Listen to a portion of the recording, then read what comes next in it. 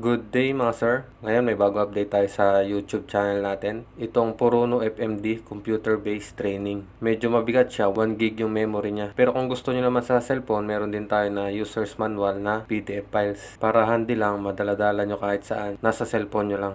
Salamat po pala sa lahat na sumusuporta sa YouTube channel natin. At para sa mga kabaro natin na hindi pa nakasubscribe, pasupport na lang po ng YouTube channel natin mga sir para madami pa tayong magawang mga video. Pahit na lang po ng subscribe button at notification bell para lagi kayong updated pag may bago tayong mga applications. Ngayon, simulan na natin. Buksan nyo lang tong folder na to sir kung na-download nyo na.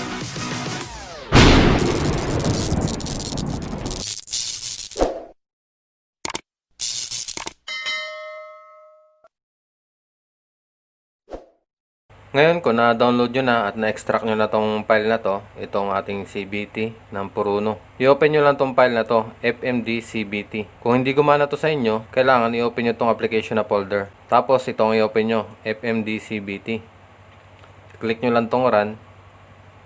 Hindi nyo na pala kailangan i-install tong software na to. Diretso i-open nyo na lang. Tapos kailangan nyo dito mag-create ng account. Hindi nyo din kailangan ng internet dito sa application na to. Offline lang siya. Click nyo lang to, create new user. Tapos ilagay nyo lang yung details nyo. Kailangan sa birthday, hindi kayo bababa sa 18 years old. Tapos itong user ID, kailangan tandaan nyo talaga. Kasi uulit na naman kayo sa simula kung hindi nyo matandaan yung ID nyo. Tsaka password. Kung tapos nyo ng pilapan, i-click nyo lang tong submit. Tapos, i-accept nyo tong terms and conditions. Yan, naka-create na kayo ng account mga sir. Click nyo lang tong OK. Tapos, i-login nyo na yung account nyo. I-type nyo lang yung username na ginawa nyo kanina, tsaka yung password.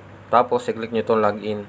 Na-open na natin yung CBT mga sir. May magme-message sa inyo dito na pwede kayo mag-request ng certificate sa Puruno mismo. Dapat ang score nyo sa exam dito sa huling part ng CBT ay 90% bago kayo maka-request ng certificate. Ngayon, i-click nyo lang tong OK. Makikita nyo dito sa kaliwa, mahati siya sa 5 part. Tapos may mga chapter siya. Tulad dito sa general. Sa under niya ang introduction, yung pag-start up at shutdown. Yan, basahin nyo lang sa screen share. Ngayon, kung bagong gawa yung account nyo dito, yung user ID nyo, tsaka password, hindi nyo siya pwedeng i-skip. Hindi kayo pwede agad pumunta dito sa route planning agad. Kailangan daanan nyo lahat dito sa simula. Sa number 1 muna kayo magsisimula. Dito sa kauna-unahan, dito sa familiarization. Click nyo lang tong plus, tapos dito sa introduction. Pag naka-color green, ibig sabihin na-unlock mo na yan. Pwede mo nang balikan yung mga na-unlock mo. Tapos, para ma-unlock nyo yung kasunod na topic, dito sa startup and shutdown, kailangan basahin nyo muna to, tapos i-click nyo tong play. Makikita nyo sa baba, gagalaw siya. Bawat guhit dyan, magpo-post siya dyan. Parang YouTube lang. Tapos, click ulit yung play pag nabasa nyo na. Hintayin nyo lang to makarating dito sa mga guhit-guhit. I-explain niya dito sa screen. Para nanonood lang kayo sa YouTube, click nyo lang ulit yung play. I-next lang natin ang next mga sir. Medyo mabagal kasi to mag-play. Kung wala naman dito sa play, itong next ang pindutin nyo dito. Ito lang dalawang gagawin nyo. Kung gusto nyo naman i-replay yung video kanina, ito lang click nyo replay. Pero next lang natin. Pwede nyo i-minimize para makita nyo talaga yung screen. Tapos click nyo lang ulit dito para bumalik. Ngayon kung mapapansin nyo, meron na siyang close. Ibig sabihin, natapos na natin tong topic na to dito sa introduction. Ngayon, tingnan nyo dito sa startup. Hindi pa siya naka-unlock. Pag i-click nyo tong close, mag-unlock na siya. Click lang natin, close. Yan, nandito na tayo ngayon sa startup and shutdown. Basahin lang ulit natin. Pwede nyo i-minimize para makita nyo yung screen. Tapos click nyo yung play para nanonood lang sa YouTube dito. Yan, dito daw yung pag-start. Yan, mababasa nyo sa screen. Once the power button has been pressed, then the startup sequence will be completed within 2 minutes. Click lang natin play. Yan, parang actual na din to. CBT, ganito talaga yung pag-i-open nyo.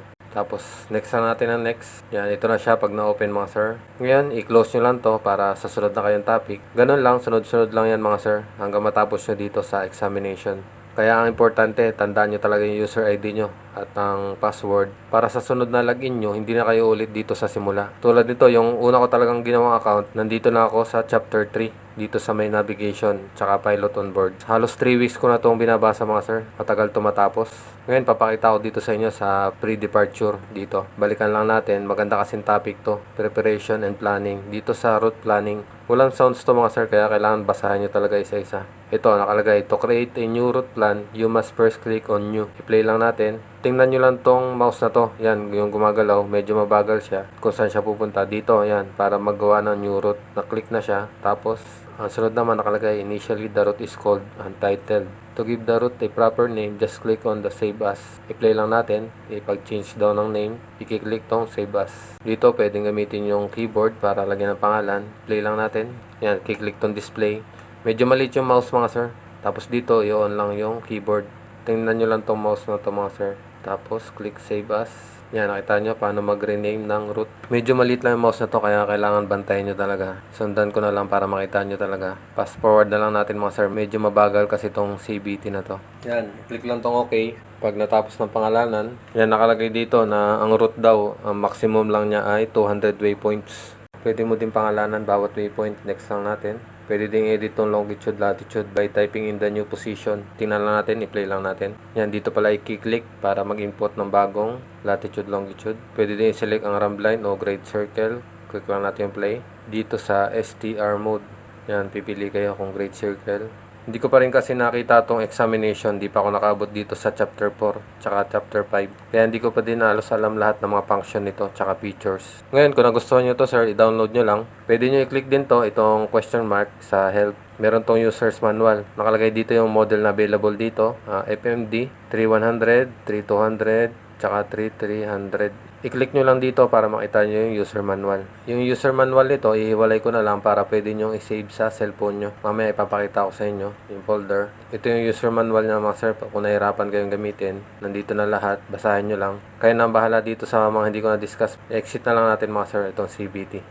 Ngayon, punta tayo dito sa user's manual. Pwede nyo gamitin to sa cellphone nyo. I-open nyo lang kahit alin dito. Sa number 1 tayo magsimula. Yan, mababasa nyo. Puruno Operators Manual. ECDIS. Dito may mga bookmarks na yan mga sir para hindi na kayo mahirapan. Dito nyo na lang i-click kung anong gusto nyo topic na matutunan. Example dito sa roots number 9. I-click nyo lang. Tapos may drop down din siya. Makikita nyo dito yung mga topic na under nya. Dito sa roots. Yan, root planning. Overview. Tingnan lang natin mga sir.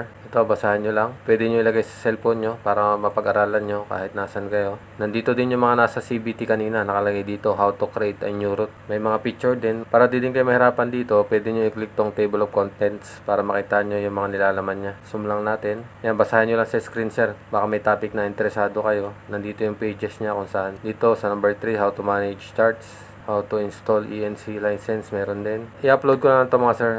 Kung nagustuhan nyo, i-download nyo na lang. Sa sunod naman, i-upload natin yung Transas tsaka Danilec na ECDIS. Yung sa Transas, medyo maganda kasi meron siyang simulator talaga. Pwede mong gamitin pag praktisan. At meron ding sounds, hindi tulad nito. Walang nag-explain. Medyo nakaka-boring. Okay mga sir, kung nagustuhan nyo, i-download nyo lang. Nandito lang sa baba sa may description ng video. Kung may mga request kayo mga application, mag-message lang kayo sa Facebook page natin o mag-comment kayo dito sa YouTube channel natin. Pa-support na din pala ng channel natin mga sir para madami pa tayong video magawa. Thank you mga sir. Stay safe. Out.